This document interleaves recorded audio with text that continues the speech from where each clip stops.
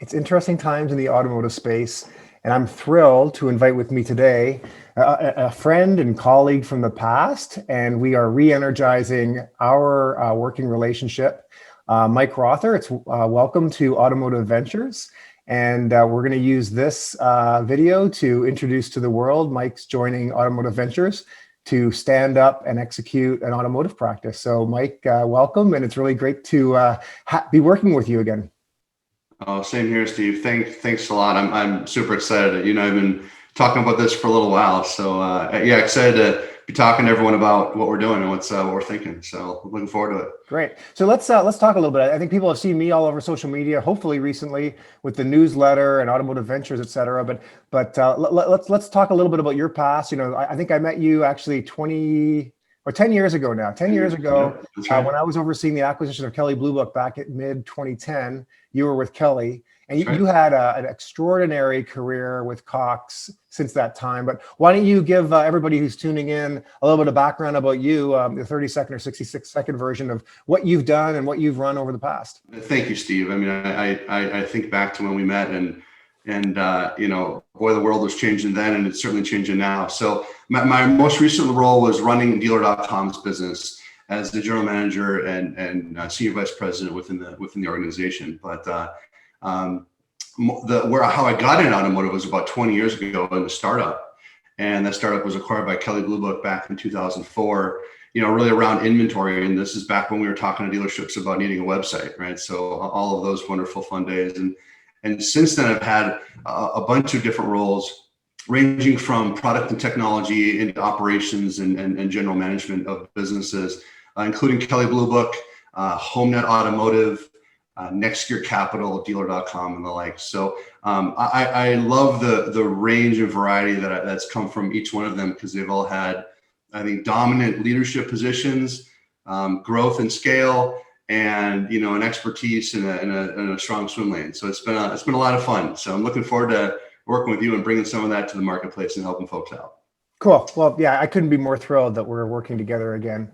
It's been a while. So let's talk about that, Mike. So, I mean, from your vantage point, you're looking around the whole landscape of automotive. There's been a lot of change last year. Right now, I mean, what are the three biggest needs right now from a consulting standpoint, and what's got you really excited about taking this role specifically now in your career? Well, I think the first, and it's an obvious one, but what it has to be said is with with COVID and what's happened in our marketplace, buying vehicles online and the whole e-commerce movement or shift has really been significant. And so there's a lot of companies that are involved in playing in this space, but others where they feel maybe it's acting upon them, and there's need for help, for perspective, for a new way of thinking. From a vendor perspective, they might be looking to initiate strategic evolutions and changes, whether that's in partnerships or acquisitions.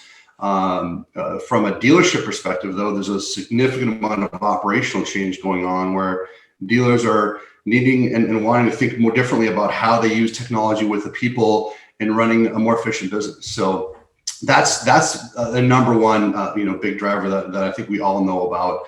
But it's the specifics and the tactics within that are, I think there's a need from a consulting perspective to bring a perspective or maybe a thought partner and a challenge to the table on where they've been going in the past. So what I'd also add to that from a consulting perspective is around investment. This is a time of evolution and innovation and significant change and transformation. So you have, a range. We've been working with private equity and venture capital firms that have got plenty of capital, want to exercise that capital or deploy it, and are trying to think about where are the best targets or partnerships and investments to make to complement their portfolio and best position for all this change that we're seeing and talking about. But the other one inside of the capital is there's also, and you know this, there's a ton of entrepreneurs out there that are have a great product and a great vision, and starting out and know their strength in their swim lane, and thinking about how they take their product to market in the right way, and go to market strategy that works, the right partners or investors in the industry, And that's, I think really where I get excited, because I can blend my product and technology passion and background with, what it means and what it feels like to run a business from startup to scale, if you will. Talk a little bit about like what you think the next year is going to look like, and most specifically, the biggest needs people are going to need satisfied by consulting work such as you're going to offer. I think the first is a clear definition of the landscape that they're standing in, and what are some of the changes and pivots that are acting upon them or around them. So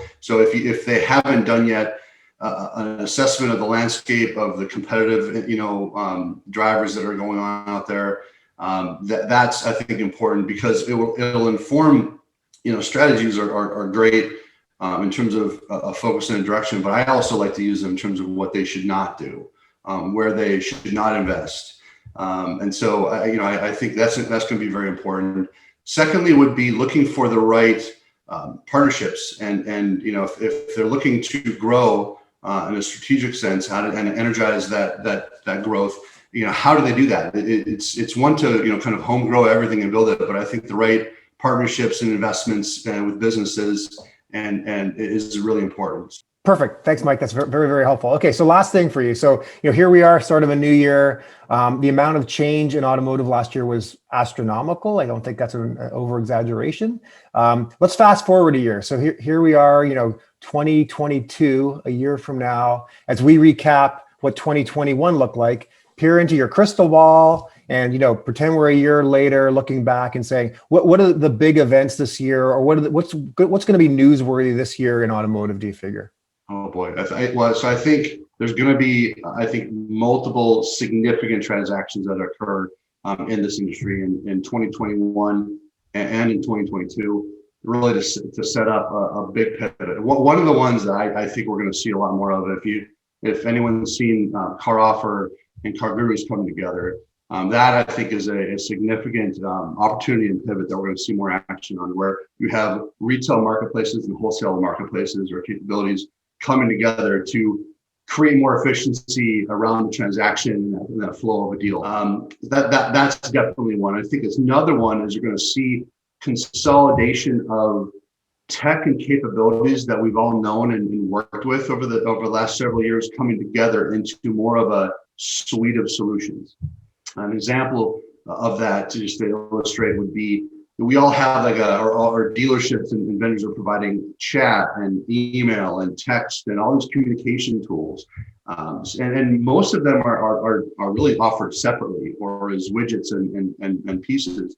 Those all come together into a suite of solution where it fits into an online retail environment, connects well into the CRM, and operates within the overall technical landscape that or setup that a dealership has. Is going to be, I think, that so you're going to see capabilities coming together into more suites, if you will, and that being offered in the right kind of a way, the right kind of integrations for dealerships. Great, makes perfect sense. So let's talk about consulting. When either private equity, VC, strategics that are looking to buy things or make investments, or even companies themselves are looking for strategic options, they can go out and they can go to top tier consulting firms in the space. What's going to make your approach different? And tell us a little bit about sort of your approach towards consulting projects. I keep going back to that core that we've talked about, which is we've been there. We've done the job. We've lived in the shoes. We understand what it takes to execute and act on a consultant that's come in and recommended something. And so, what gets me excited is to bring, all of that together, our experience, our network, and our perspective, and ultimately deliver value on that, in the sense it's something that's actionable. It's something you could do something on and work with to, really energize and drive that growth. So, that's what I get up, every morning thinking about is what can I do to help today? That's what I'm looking forward to, working with all the businesses out there in the industry. Very cool. Very cool. Well, listen, it's a thrill to be working with you again. I look forward to this next year. It's going to be an amazing year once again in automotive, and let's go out there and really make a difference. Absolutely. Thanks, Steve. Appreciate it. All right, Mike. Good talking to you today.